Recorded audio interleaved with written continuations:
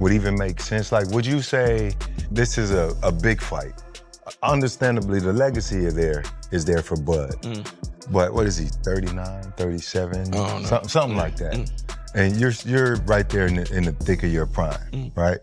Would that even be a thing? Like, you know? No, it's definitely a big fight if he was a return, but he returned, I beat him, they're gonna be like he was old.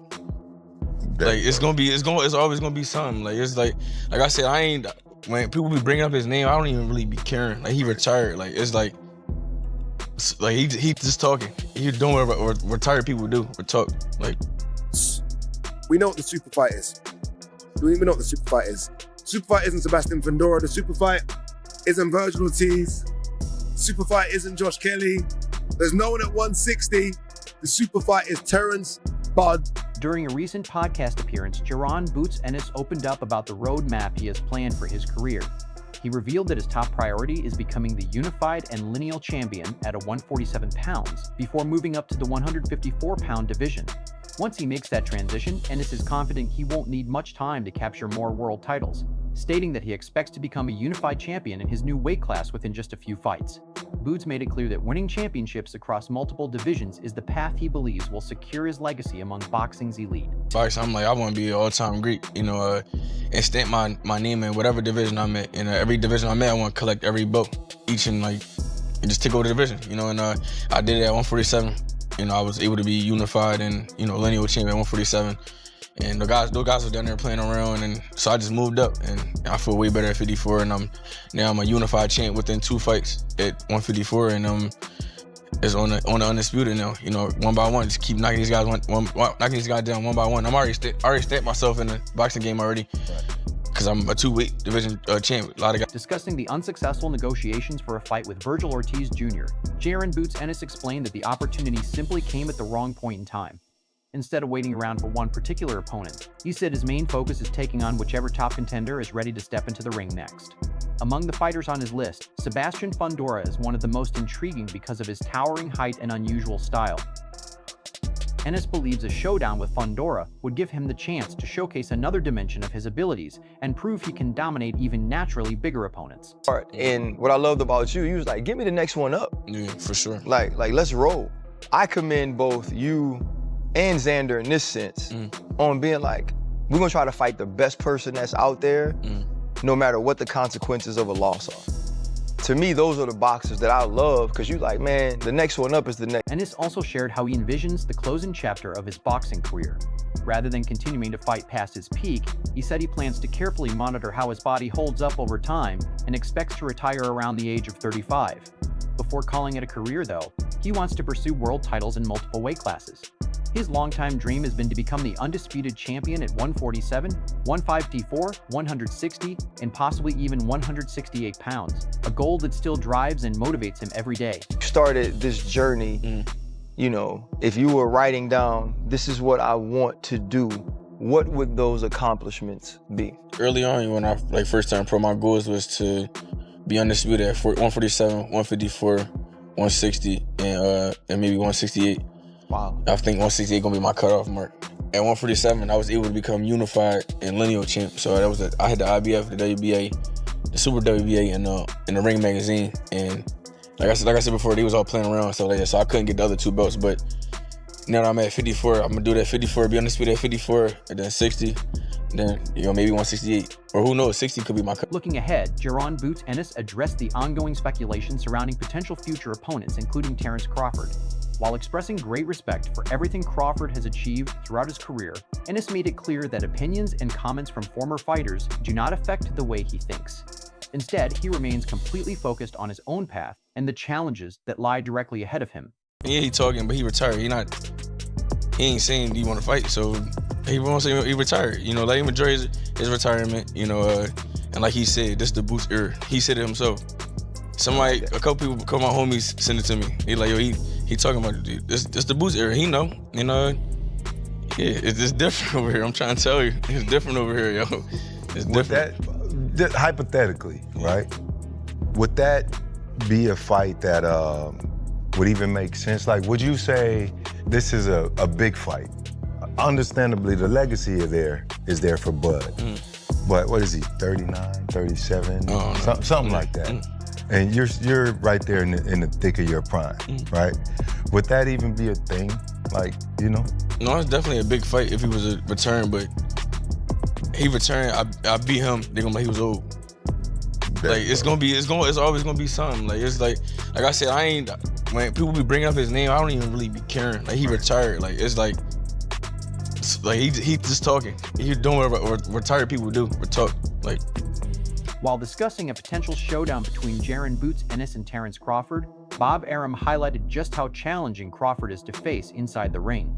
Arum explained that Crawford remains one of boxing's most dangerous fighters because of his ability to seamlessly switch between orthodox and southpaw stances without sacrificing any effectiveness.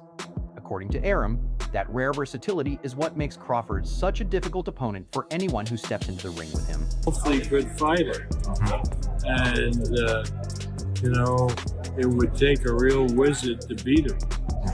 Crawford has something that no other fighter around has, and people haven't commented on it, and that is he fights equally well as a southpaw or as a right-hander. And so when you train for a fight, usually the fighter he's fighting trains for him as an orthodox fighter, right-handed fighter. And so from the first round on, he'll turn southpaw, and the guy isn't ready for him. That's what beat Spence. Spence trained for the fight like he was fighting an orthodox fighter in Terence, and Terence fought him as a son. Trainer Brian Bomac McIntyre was asked if Jaron "Boots" Ennis is starting a new era of dominance similar to what Terence Crawford built following Floyd Mayweather's reign. McIntyre spoke highly of Ennis, calling him an exceptional fighter, but he wasn't ready to label the current period as the Boots era. Instead, he emphasized that today's boxing landscape is filled with elite talent, pointing to names like Shakur Stevenson and Naoya Inoue as superstars who are also leading the sport.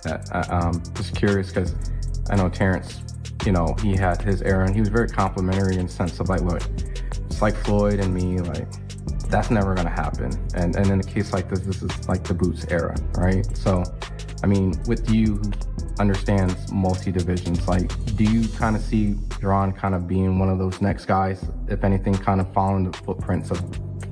I think he have to. I mean, he's a great fighter. He can start his own era like what he's doing now, but he got a lot of guys he got to compete with, like Shakur. He got Inoue. Those guys are young and still fighting. So I ain't gonna really call it the Boots era. I just think he's a great fighter in an era with other guys that can say this was my. Robert Garcia believes Jaron "Boots" Ennis showed exactly why he is viewed as one of the most dangerous fighters in boxing today. Even after taking clean shots and going through a few uncomfortable moments, Garcia thought Ennis displayed tremendous heart while still carrying his trademark power. Those exchanges only made Garcia even more excited about a future showdown with Virgil Ortiz Jr., predicting it would be an action-packed fight that fans and promoters would quickly get behind. He got hurt a little bit. He got hit a little bit too much. So that's what boxing is. That's what makes fights a little more exciting. Now I'm pretty sure a lot of people that thought, Boots could easily dominate Sayas, he'll easily dominate Ortiz. Now they're gonna think, man, him against Ortiz is gonna be a fucking war, a beautiful fight. So it brings more attention to the fans to push for this fight, promoters to work together and make this fight happen because of what Boots showed last night. Besides him also getting hit and getting tagged and maybe even getting stunned and a couple of times, but he showed heart, he showed power. So that's one thing that people. Garcia also explained that he expected Jaron "Boots" Ennis to be pushed because Xander Zayas entered the fight with complete confidence in his own abilities. In Garcia's view, that kind of belief can make any fighter much more dangerous than many people realize. Even though Ennis eventually dropped Zayas 3 times before securing the stoppage, Garcia emphasized that the win was far from easy. He pointed out that Boots had to absorb several hard punches before taking control of the fight, adding that Zayas' confidence was a major reason the contest remained competitive for as long as it did. It's not going to be an easy fight for Boots because of Sanders' confidence. Sanders' confidence, his mentality throughout camp, every interview, he felt he was going to win, and he was sure he was going to win. And that's a warrior mentality. That's a winner mentality. Those mentalities are guys tough to beat. So that's why Boots had a tough time. Even though, yeah, he beat him and stopped him and dropped him 3 times, but it wasn't easy either. You know, he took some punches. So that those type of mentalities, like Sanders had, it's tough to beat. And every time I heard him speak and the way the confidence I seen in him, I knew it was going to be easy. I knew it was going to be easy for Boots. And a lot of people thought it was going to be easy, but no, I knew it because of Zaya's confidence. Jaron Boots Ennis revealed that he normally goes into every fight with a clear game plan already mapped out. Before facing Xander Zayas, he had made up his mind that he would apply pressure from the very first bell rather than relying on a careful, defensive boxing style. Ennis felt that staying aggressive was the best approach because he wanted to eliminate any chance of a close decision, especially while fighting in New York against a hometown favorite supported by a passionate Puerto Rican crowd. Boy. Yeah, my last fight I had, yeah. What? He whooped the hell out of that little Puerto Rican boy. I went and looked at the fight this morning. He beat the hell out of that little Puerto Rican boy. Yo, yeah, but like that fight, like I already knew, like, going into that fight, I'm like, yo, I'm gonna go dog him. Like, I'm gonna go take them belts from him and show the world. That's how you take belts from a champion, because at the end of the day, you don't know how them scorecards gonna look. You know, I basically for him in his hometown, kind of sorta, because you know he Puerto Rican, and that's New York is a Puerto Rican fan base. So I'm like, I'm gonna be my own 2 judges, you know. I'm reflecting on the widely discussed 3rd round against Xander Zayas. Jaron Boots Ennis admitted that he became a little too comfortable after taking control of the opening rounds so easily. After reviewing the fight several times, he believes that moment is a mistake he can fix during future training camps. Ennis dismissed the idea that he was seriously hurt, explaining that he was actually trying to calm Zayas down after the crowd boosted his confidence. He also pointed out that a fighter who is truly hurt usually backs up and shells up defensively instead of standing their ground and continuing to exchange punches. The first 2 rounds was so easy. I feel like I watched the fight like 5 times. I'm like, I could just see myself just getting like lazy a little bit. And these are things that I want to work on when I'm in camp. Like, don't get lazy. Like, just, you gotta like stay sharp at all times. I don't care how easy it get. If it get easy, get them out of there.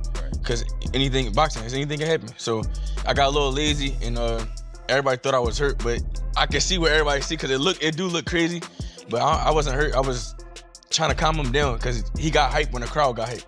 So when he was throwing punches, I'm just like, I'm gonna shoot with him, try to catch him in between. A couple little times I quarter shot, and he like went through the glove, and he was like swinging me.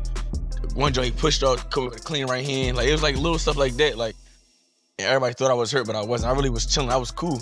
If you hurt, if a fighter is hurt, they're gonna be on retreat mode. They're gonna shell up. They're gonna box and move. They're gonna be dizzy. Like, I wasn't on. I was cool. I was calm, and I controlled myself. And next round I came back out, and I wound up hurting him probably seconds later. And the next round I came back out and continued doing what I was doing. Boots Ennis' father also shared his perspective on the exciting fighting style that has turned his son into a fan favorite.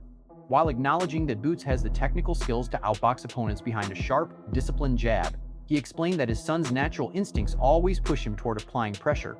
According to him, Boots thrives on forcing the pace, keeping his opponents on the back foot, and breaking them down with relentless, non-stop offense. One of my guys that I like, man. That's why you see me all day long. He's one of them top guys, man, to me. He's a good fighter, man. But I knew he couldn't do nothing with Boots.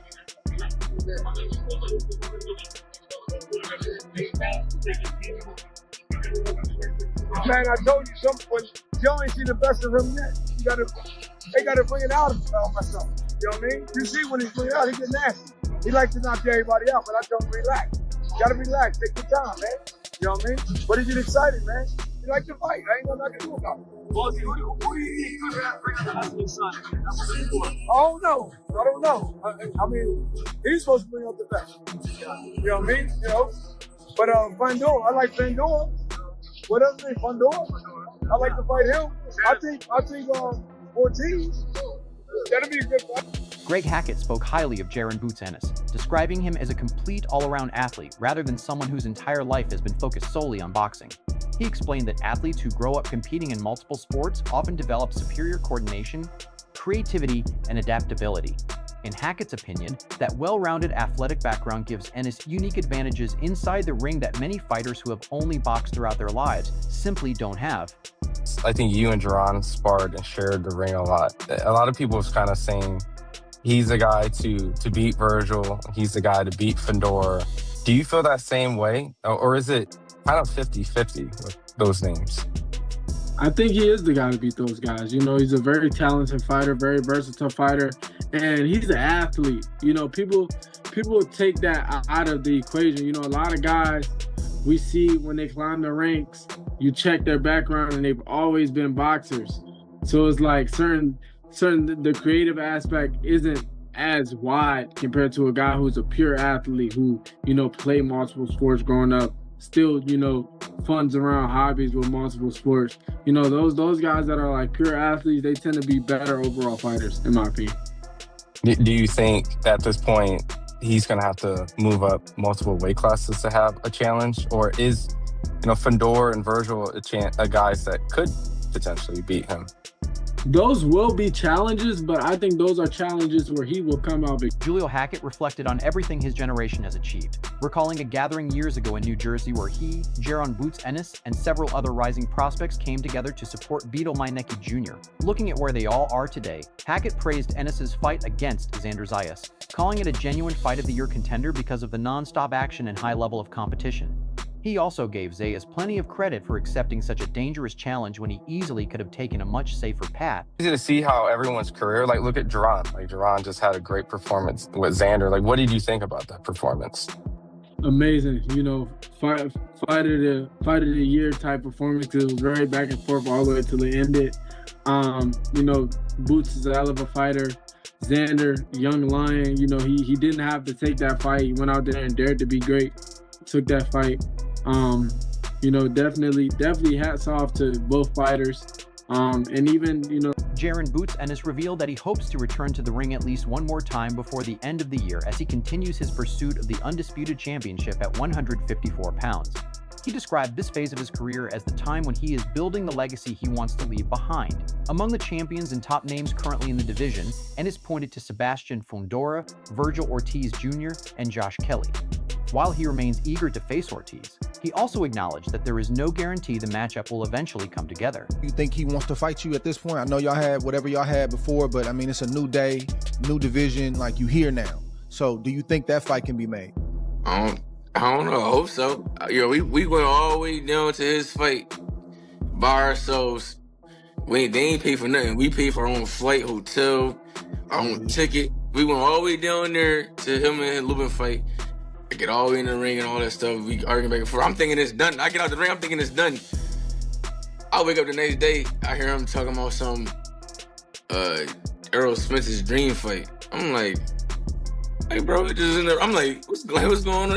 That's like him coming to my fight. We getting in front of each other, and I'm like, Danny Garcia, my dream fight. Like, right. The fans be going crazy. Like, yo, I don't know, it's crazy. But I thought that fight was done. Hopefully do. You know, if not, whatever, so be it. You know, like I said, I'm down here. I'm already. This is my second fight at this weight class, and I'm already a unified champion. He's been at this weight class for how long now? So I don't know. So like I said, I'm here to collect these belts and take over this division. So, you know, I ain't doing too much. Discussing the balance between financial success and legacy, Jaron Boots Ennis admitted that making money is important because of the responsibilities he has outside the ring.